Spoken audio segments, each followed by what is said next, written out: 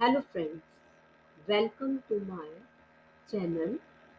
आज हम मच और मैनी का कहाँ और कब यूज़ करना चाहिए ये सीखेंगे।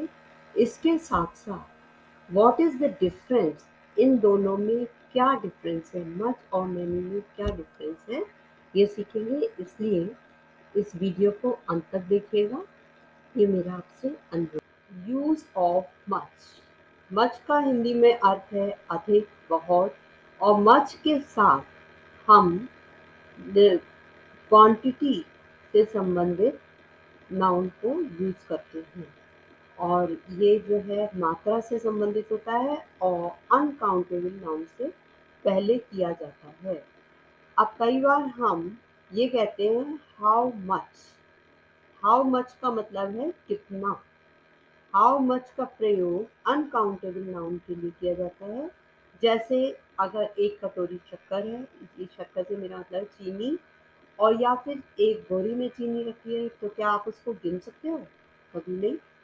और इसी तरह से दूध यानी कि लिक्विड है, तरल पदार्थ है, चीन पानी है, जूस है, उसको हम गिन नहीं सकते हैं। बल्कि अगर गिलास में रखा है तो हम 1 कप मिल्क कह सकते हैं, 1 कप ग्लास ऑफ वाटर, इस तरह से बोल सकते हैं, लेकिन हम उसको गिन नहीं सकते हैं, काउंट नहीं कर सकते।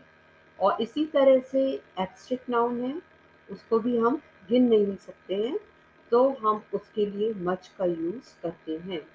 अब सपोज, और मनी से पहले भी हम मच का यूज़ करेंगे, क्योंकि मनी को भी हम ये अनकाउंटेबल नाउन की श्रेणी में गिनते हैं। तो सपोज अगर आपने अ, बहुत अच्छा ड्रेस पहना हुआ है जो आपका फेवरेट है, आप किसी को बताओगे, सपोज मैंने ही खरीदा, तो मैं अपनी फ्रेंड को अगर बताती हूँ कि this is my favourite dress, तो नेचुरल है वो ये मेरे से पूछेगी इसकी कीमत कितनी है।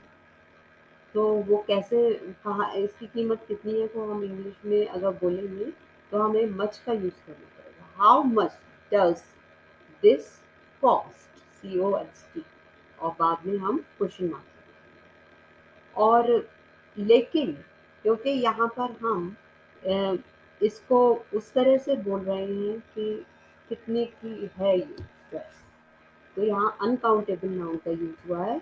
लेकिन अगर आपको किसी पार्टी में बुलाया गया और किसी वजह से, एग्ज़ाम की वजह भी हो सकती है, कहीं आप आउट ऑफ स्टेशन में हो या आप बीमार हो, तो आप वो पार्टी अटेंड नहीं कर, लेकिन आपके फ्रेंड्स ने करी, तो नेक्स्ट डे नेचुरल है कि आप उनसे पूछोगे कितने लोग आए।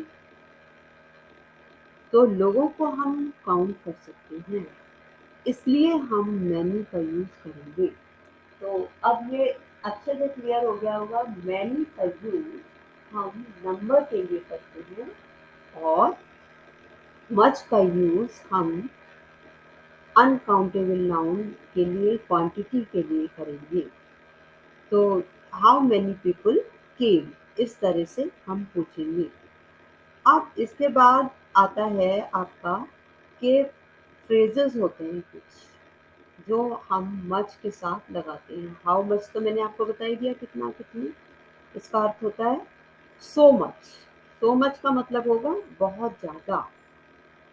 तो कई बार आपने गानों, बॉलीवुड जो सॉन्ग्स होते हैं उसमें भी सुना होगा, I love you so much, इस तरह से। तो उसका मतलब है बहुत ज़्यादा। और टू मच का मतलब हो गया, जैसे आपको कोई बहुत टीज करे, बहुत परेशान करे, तो आप कहते हैं नाउ इट्स टू मच, अब बहुत हो। और नथिंग मच का मतलब है कुछ नहीं। तो मेरे ख्याल से आपको ये मच का यूज समझ में आ गया होगा। अब यहाँ पर जो है, मच रेफर्स टू क्वांटिटी, तो ये समझ में आ ही रहा है आपको।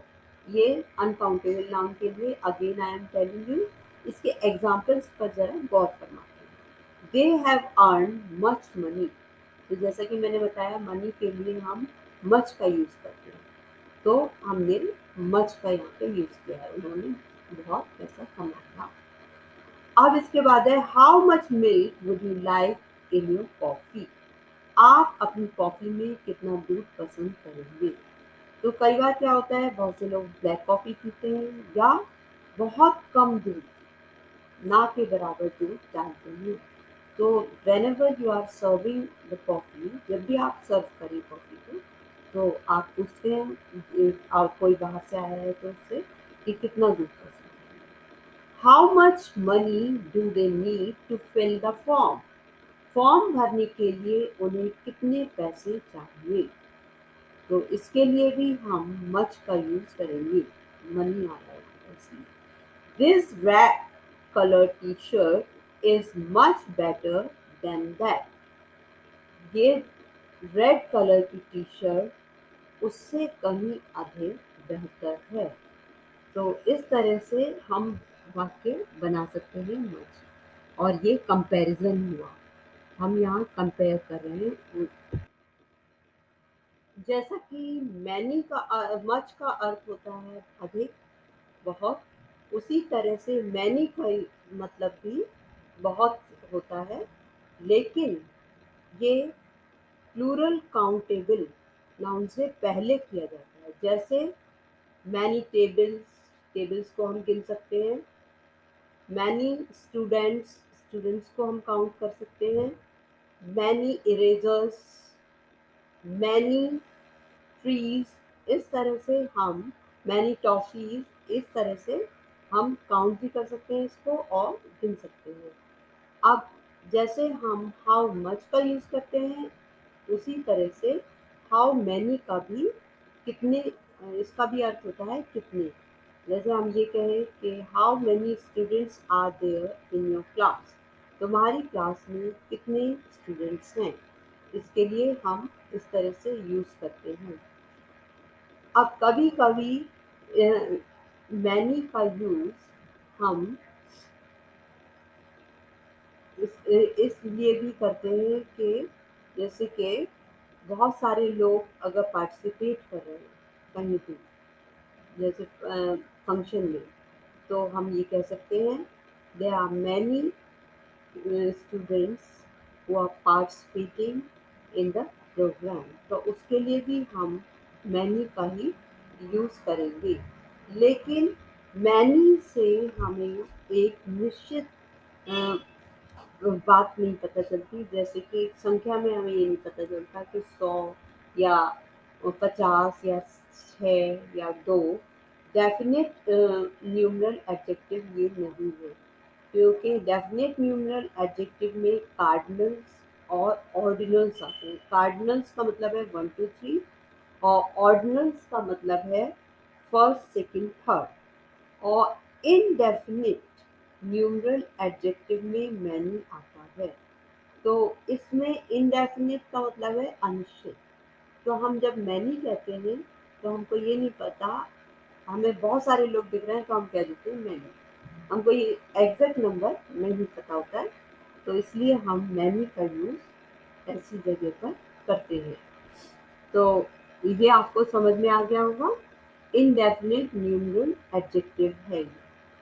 अब इसमें इसके एग्जाम्पल्स देख लेते हैं। Many people were busy in watching the movie. तो बहुत सारे लोग मूवी देखने में बिजी थे। तो इससे ये समझ आ जाता है कि ये बहुत सारे लोगों के बारे में यहाँ पर बात हो रही है। अब next is yesterday I saw many books in the library. कल मैंने बहुत सारी किताबें लाइब्रेरी में देखी। नाउ द नेक्स्ट इज, इसके बाद है आपका लास्ट है, she picks many flowers from picked many flowers from the garden and made a bouquet.